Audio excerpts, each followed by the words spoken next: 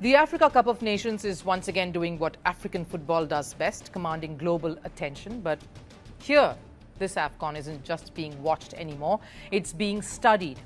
Over the weekend, the United States Federal Bureau of Investigation, the FBI, landed in Morocco. This week, they studied the host not for footballing talent, but for security, infrastructure and organization. An African football tournament drawing up lessons for the world's most powerful nation. That's a massive flip, especially for an AFCON edition that began under heavy scrutiny. This AFCON has truly had it all. There's been high-octane football, raw drama, unfiltered intensity, much of what we always expect from every edition, but with every passing match, the quality has only gone up. The tournament, though, hasn't been without its fair share of controversies. Earlier on, questions were raised over Morocco's hosting credentials. Low fan turnout in games, multiple layers of ticket screening, complaints over ticket availability, and growing anger over black market sales. Some fans, shockingly, were left outside stadiums despite having valid tickets. It wasn't the start Morocco would have wanted. But here's where the narrative truly shifts. Because instead of collapsing under criticism, Morocco has responded. A delegation from the FBI toured the Moulay Hassan Stadium, one of the venues hosting the AFCON matches, and the feedback, the Americans were impressed.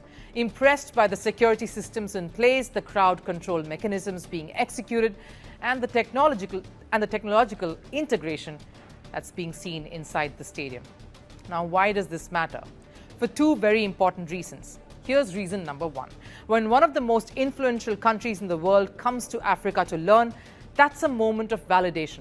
Not that Africa needs that, but this is for the world to finally see what Africa has been trying to show all along.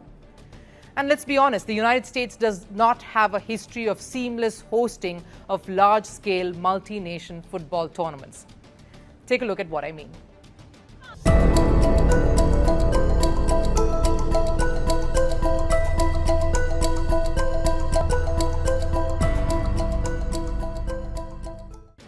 And with the FIFA World Cup fast approaching, America is leaving no stone unturned. They want best practices. They want real-world experiences, and Morocco, right now, is providing that blueprint. Let's go to reason number two. Morocco has been under the microscope. Yes, their football has surged dramatically, but their organization has faced criticism. And then there's the bigger issue. Morocco has invested billions of dollars into infrastructure ahead of the World Cup. That investment has not gone down too well with everyone. But here's the irony. The same investments are now being praised globally. From architecture to seating capacity to transport connectivity, Morocco's stadiums are being discussed as global benchmarks. Let's talk about the crown jewel here, the Grand Stade Hassan II. This is not just a stadium, it's a statement. The capacity is about 115,000 spectators. That's the amount who can come in and view. The largest football stadium in the world, a roof designed like a giant festival tent. Inspired by Morocco's cultural heritage, a seating structure engineered to deliver a fully immersive experience. This is African identity fused with world-class engineering. And the impact goes beyond football. These stadiums are driving rail upgrades, road expansions, urban development, which is why Morocco's rise matters far beyond its borders, because Africa has never lacked talent. What it lacked was infrastructure and visibility. Morocco is changing that narrative, not just on the pitch, but off it too.